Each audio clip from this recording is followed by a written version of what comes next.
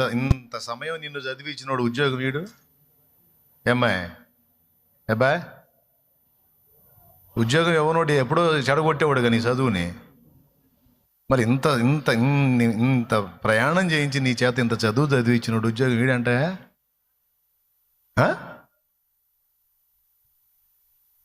అరే నాస్తికులు నయంగా దేవుడు లేడని నాస్తికులు నయంగా శతకోటి దరిద్రాలకు అనంతకోటి ఉపాయాలు అనుకుంటూ తిరుగుతారు వాళ్ళు.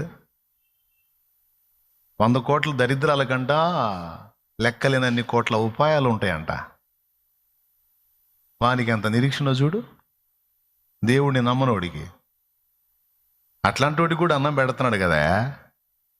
ఏమయ్యో చెప్పు, దేవుడు లేడని నాస్తికుడికి పెడుతున్నాడా పెట్టట్లేదు అన్నం? ఉద్యోగం ఇస్తున్నాడా ఇవ్వట్లేదా? పొలం పండిస్తున్నాడా లేదా? మరి దేవుడు ఉన్నాడని ఆ దేవుడు ఎవరో నిజమైన దేవుడు ఏనేనని తెలుసుకొని ఇంత బాగా ఆయన కనెక్ట్ అయిన నిన్ను వదిలిపెడతాడంట ఆయన. నీ దరిద్రం కాకపోతే ఏ దరిద్రం? ఆత్మీయ దరిద్రం. ఆత్మీయ దరిద్రతలో ఉన్నవాళ్ళు అవిశ్వాసుల్లాగా ఆలోచిస్తూ ఉంటారు పెద్దస్తమానం దాని గురించే.